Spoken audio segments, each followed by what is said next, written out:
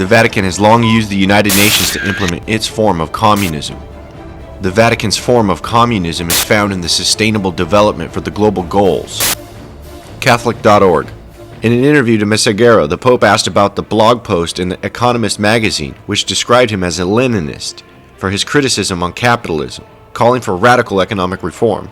Quote, "I can only say that the communists have stolen our flag." End of quote. When his host, President Evo Morales, handed him an unusual gift, a wooden hammer and sickle crucifix. It's a classic communism symbol, frequently worn by a Jesuit priest. The Vatican set the framework for this form of communism at the United Nations through the encyclical Laudato Si. This framework established the direction for the Sustainable Development Goals for 10 world regions through the United Nations. China is the best implementer of Catholic social doctrine, says Vatican Bishop, February 6, 2018. The Chancellor of the Pontifical Academy of Social Sciences praised the extraordinary communist state. Quote, "Right now, those who are best implementing the social doctrine of the Church are the Chinese," end of quote, a senior Vatican official has said. The bishop told the Spanish-language edition of Vatican Insider that in China, quote, "the economy does not dominate politics as happens in the United States, something Americans themselves would say," end of quote. Bishop Sarando said that China was implementing Pope Francis's encyclical Laudato Si better than many other countries and praised it for defending Paris Climate Accord. Quote, "in that it is assuming a moral leadership that others have abandoned," end of quote, he added. The Pontifical Academy of Social Sciences is praising the communist country for implementing Pope Francis's encyclical Laudato Si, which is a sustainable development. This is the model of that in China.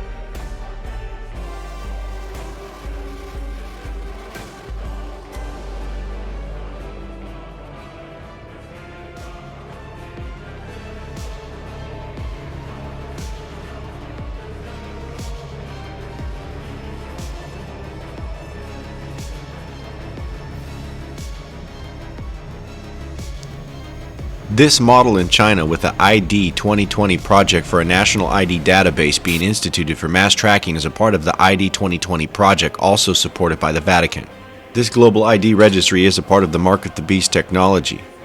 This has to do with social responsibility, the economy, and the environment, tracking everything in the supply chain. The social responsibility of the sustainable development seen here is what the Vatican was praising in China for implementing the social rewarding system in the video. This is what the Pontifical Academy of Social Sciences is referring to. One of the excuses that the Vatican has is that they can eradicate slavery by 2020 by using a global ID registry globally. This is why the Bible says that both free and slave will have the mark. Vatican address to highlight Bitcoin use in slave trade, November 5th, 2017. The Vatican is soon to host an address on how Bitcoin and other cryptocurrencies are being used in the modern-day slave trade. The discussion on these subjects was headed up by the Pontifical Academy of Social Sciences as well. The second of the 3-day-long event itself is part of an even larger part of an effort led by Pope Francis to eradicate slavery entirely by 2020. The Sustainable Development Agenda is the goal of mapping out the Earth into 10 regions and monitoring them by artificial intelligence for both environment and economy by mandating the biometric ID implants called the Mark of the Beast. The 7 heads of the beast are the G7 nations, and they are pushing for the lead in the sustainable development for the global economy. This is the platform for the 7 heads and the 10 horns in the prophecy in the book of Revelation. Revelation chapter 13 verse 1. And I stood upon the sand of the sea and saw a beast rise up out of the sea, having 7 heads and 10 horns, and upon his horns 10 crowns, and upon his heads the name of blasphemy. The 7 heads of the beast are the 7 kingdoms known as the G7: Italy, France, Germany, Britain, Canada, Japan, and the United States. Revelation chapter 17 verse 9. And here's the mind which hath wisdom. The 7 heads are 7 mountains on which the woman sitteth. These 7 mountains are 7 powerful kingdoms. Likewise, God called ancient Babylon a mountain because it was a powerful kingdom as well. Jeremiah 51:25. Behold, I am against thee, O destroying mountain, saith the Lord, which destroyeth all the earth. I will stretch out mine hand upon thee, and roll thee down from the rocks, and I will make thee a burnt mountain. God calls his kingdom the great mountain, because it is the greatest kingdom of all. Daniel chapter 2 verse 35. Then was the iron, the clay, the brass, the silver, and the gold broken to pieces together, and became like the chaff of the summer threshing floors. And the wind carried them away, and no place was found for them. And the stone that smote the image became a great mountain, and filled the whole earth. This is how we know the 7 mountains are 7 powerful kingdoms. The G7 is leading in the sustainable development in the global economy. GulfTimes.com, May 22, 2016. G7 Summit will focus on sustainable growth. G7 leaders will discuss the next steps towards the implementation of the 17 Sustainable Development Goals set out in the United Nations 2030 Agenda for Sustainable Development adopted in September 2015. Revelation chapter 12 verse 3. And there appeared another wonder in heaven, and behold, a great red dragon having 7 heads and 10 horns, and 7 crowns upon his heads. The 7 crowns on the 7 heads are the G7 leaders of these 7 kingdoms. Now looking to the 10 horns. Revelation 17, 12, and 13. And the 10 horns which thou sawest are 10 kings which have received no kingdom as yet, but receive power as kings 1 hour with the beast. These have one mind and shall give their power and strength unto the beast. These 10 kings have yet to be given dominion over their 10 kingdoms. These 10 kingdoms have been prepared through the sustainable development. The Club of Rome has long been working towards the dividing of the planet into 10 regions for the monitoring of the planet's resources for the Sustainable Development Goals. Edward Pastel and Mihaljo Mesarovic had long worked towards the dividing of the planet into 10 regions and monitoring the planet using computer analysis. In their report, Mankind at the Turning Point, the second report to the Club of Rome, in their report, it says, the second report seeks to show that the world is at the end of an era of independence and that an integrated plan of controlled organic growth is called for to combat recurrent crises. Section 8. Limits to independence. 8.1. Given that global cooperation offers a much more favorable probability for future development than conflict, all nations must face up to the corollary of increasing interdependence, which entails an era of limits to independence. Section 9. A possible solution. 9.1. The computer analysis of the world food problem takes account inter alia of differing regional dietary requirements, the availability of type of food in the various regions, of climate and cultural factors, the lack of essential dietary components, the type of land and amount available, the existing economic and human resources. Section 11. Epilogue. 11.2. A new global ethic is required comprising A. Individual awareness of membership of the world community, B. Responsibility in the use of material resources, and C. A harmonious relationship with nature. In William Cooper's book, Behold a Pale White Horse, released in 1991, there is a Club of Rome report that talks about the 10 divided regions, and specifically mentions Pastel and Mesarovic as the authors. This map released in 1991 is very similar to the map released in 2009 in the Sustainable Development Report. Pastel and Mesarovic is also mentioned in the book Crisis of Global Sustainability by Tapio Kaninen. The Birth and Evolution of the Club of Rome on page 11 talks about the 10 divided regions. In the book Integrated Global Models of Sustainable Development Volume 2, edited by Akiri Anishi in 2009, on page 107, it details these 10 regions. Taking into consideration that the climate change issue is of genuine global character, we need another technologically detailed energy model. which covers all world regions on the globe. In response to this specific need, on the basis of New Earth 21 model, Dynamic New Earth 21 model has been developed with the basic framework described in the following sections. The technological potentials are often constrained by regional factors such as sectoral structure of energy consumption and the availability of natural resources.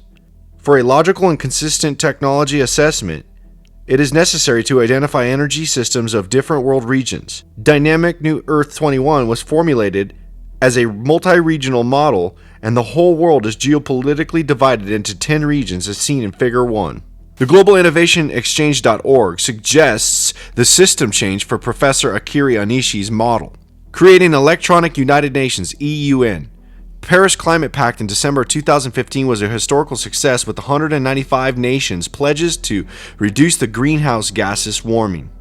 Their pledges need to be improved significantly with rigorous simulation studies as interlinking their models together via broadband internet as forming the Electronic African Union and ultimately the Electronic United Nations. This will provide regular and transparent global cooperation with collective and shared responsibilities in democratic fashion. The goal here for the sustainable development is to make every individual accountable for both their environmental impact and their economic impact in the 10 regions, and to have them tracked by artificial intelligence. TechRepublic.com. United Nations CITO. Artificial intelligence will be humanity's final innovation. The United Nations Chief Information Technology Officer spoke with Tech Republic about the future of cybersecurity, social media, and how to fix the internet and build global technology for social good.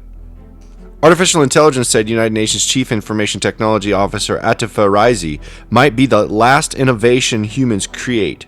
Quote, the next innovations, end of quote, said the cabinet-level diplomat during a recent interview at her office at UN headquarters in New York, quote, will come through artificial intelligence, end of quote. Quote, from our perspective, our mission is really peace and security, development of human rights. The UN has a number of responsibilities. We have peacekeeping, human rights, humanitarian affairs, and sustainable development, end of quote. This will be the excuse to be able to track and monitor everything for these regions. The Club of Rome has been working directly with the Vatican on these projects. Hans-Joachim Schellenhuber, a Club of Rome member, is closely working as an advisor to the Pope Francis on the climate change agenda. Schellenhuber helped Pope Francis draft Laudato Si for the climate change agenda. This became the Sustainable Development Guidelines that were implemented by Barack Hussein Obama and Pope Francis at the United Nations in September of 2015. It wasn't long before he appeared before the Senate Subcommittee on Internal Security. He also had stopped a parade in front of the White House, showing his marked body as evidence of the fact that persecution was still going on and that communism was still an insidious threat against those who believed in freedom and in Jesus Christ. I had children like you. One day I was kidnapped from the street as a communist, and I didn't see my children again 14 years. The worst times came, the times of brainwashing. Who has not passed through brainwashing can't understand what torture it is. 17 hours a day you have to sit like this and hear.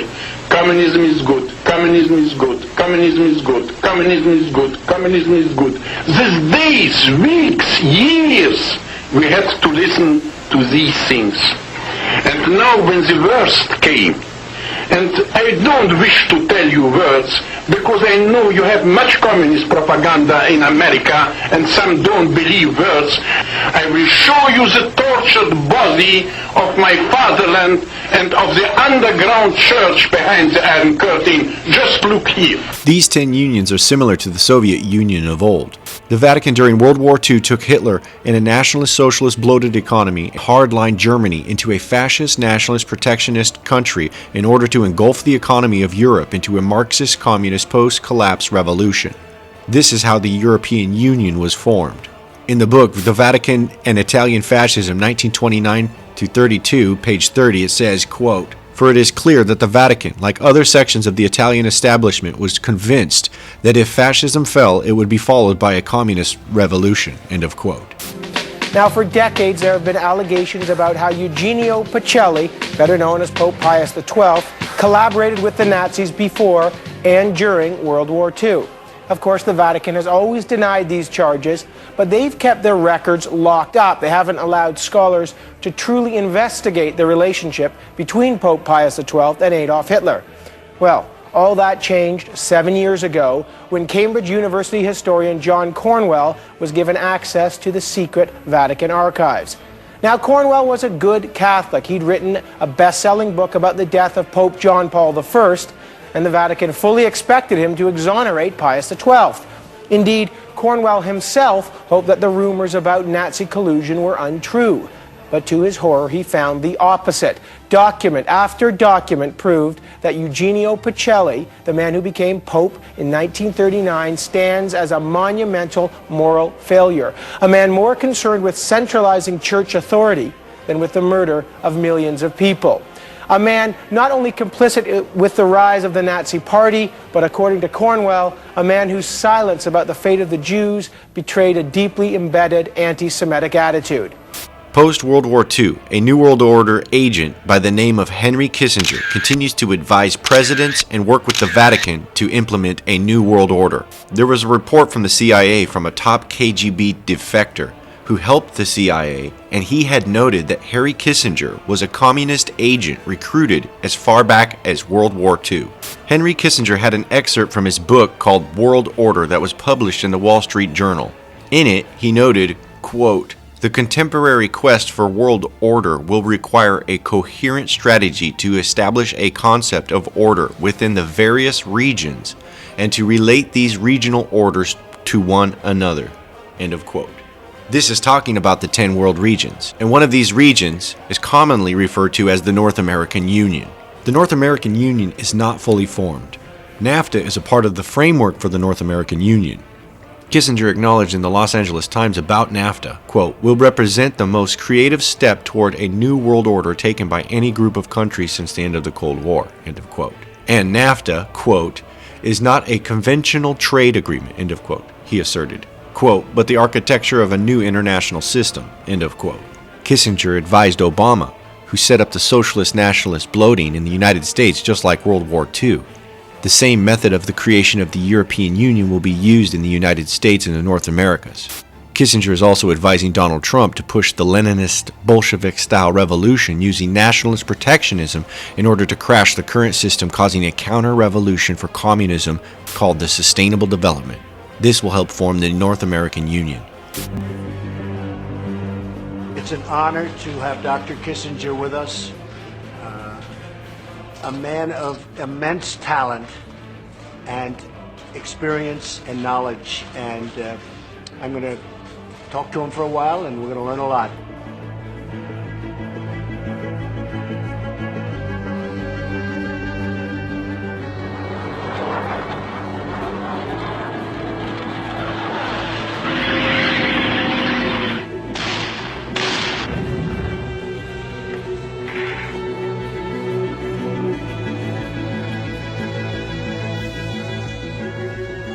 I'm here at a moment when the opportunity to build a constructive, peaceful world order is very great.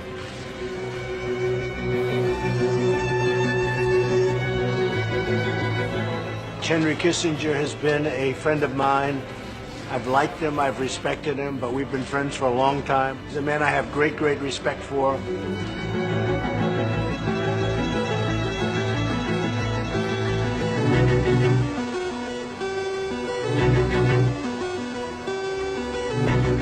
Everybody knows Dr. Kissinger, and we're right now talking about Russia and various other matters.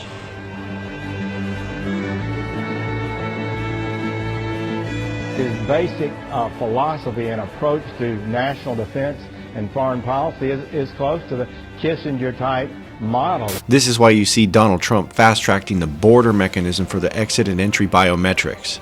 This is also why you see the ID 2020 project being implemented in the United States by October 1st, 2020 under Donald Trump. Do not be deceived. This nationalist ID registry is the Mark of the Beast registry. Donald Trump is a globalist helping set up the Mark of the Beast systems prepared by Obama and the Pope. Donald Trump is controlled opposition of the globalists, working towards a new world order.